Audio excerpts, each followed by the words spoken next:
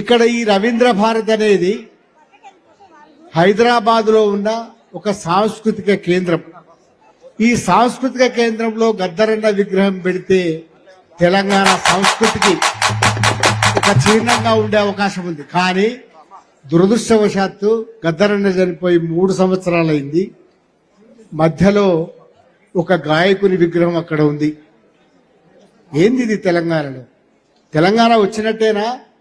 వచ్చినప్పుడు ఒక గాయకుని విగ్రహం ఉన్నప్పుడు మా గద్దరన్న దేనికి తక్కువ?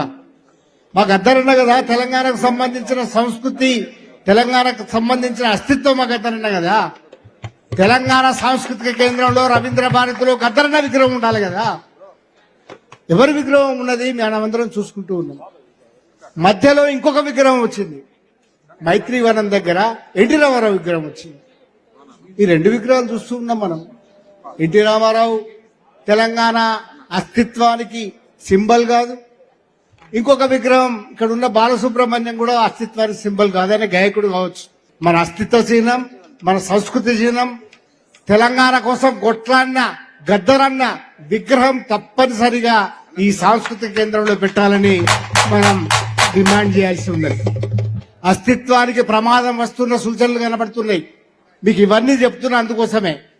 ఓదికి ఈ విగ్రహం పెడతారు, ఆ విగ్రహాన్ని వద్దంటే ఊరుకోరు. ఓదికు ఎన్టీ రామారావు విగ్రహం వద్దన్నా పెడతారు. ఎన్ని కచ్చడన్ని గాలిపోయినాయి రాజశేఖర రెడ్డి విగ్రహాలు, ఎన్టీ రామారావు విగ్రహాలు. ఇంకా ఎందుకు పెడుతున్నారు? మా వాళ్ళు లేరా? మా జయశంకర్ లేడా? మా గద్దరన్న లేడా? మా అందశ్రీ లేడా? అందుకోసమే భవిష్యత్తులోనైనా మన అస్తిత్వం మనం నిలుపుకోవడానికి, మన తెలంగాణ తనం మనం నిలుపుకోవడానికి వీళ్ళ విగ్రహాలు పెట్టాలని తప్పనిసరిగా డిమాండ్ చేయాల్సి ఉన్నది. గద్దరన్న విగ్రహం ఇక్కడ పెట్టాలి అనేది డిమాండ్ చేద్దాం. అట్లాగే గవర్నమెంట్ చెప్పడం కాదు, ఆచరించి చూపించాల్సి ఉన్నది. మ్యూజియం అంటారు, పెట్టారు. గద్దరాన్ని ఎట్లా కాపాడుకుంటాం? వారసత్వాన్ని ఎట్లా నిలుపుకుంటాం? ప్రతి వర్ధంతికి పాటలు పాడడం ద్వారా నిలుపుకోలేం. ప్రతి జయంతికి పాటలు పాడడం ద్వారా నిలుపుకోలేం. ఆయన ఒక అంతర్జాతీయ కళాకారుడు, అంతర్జాతీయంగా గౌరవించదగ్గ కళాకారుడు, ఆటగాడు, పాటగాడే కాదు, ఒక సాంస్కృతిక చిహ్నంగా ఉన్నవాడు. ఆయనను కాపాడుకోవాలన్నా, ఆయన సంస్కృతిని వారసత్వంగా నిలుపుకోవాలన్నా కూడా తప్పనిసరిగా ప్రభుత్వం హామీ ఇచ్చిన అన్ని కోరికల్ని నెరవేర్చాలని గద్దర్ ఫౌండేషన్ తరఫున కోరుకుంటూ సెలవు తీసుకుంటున్నాను.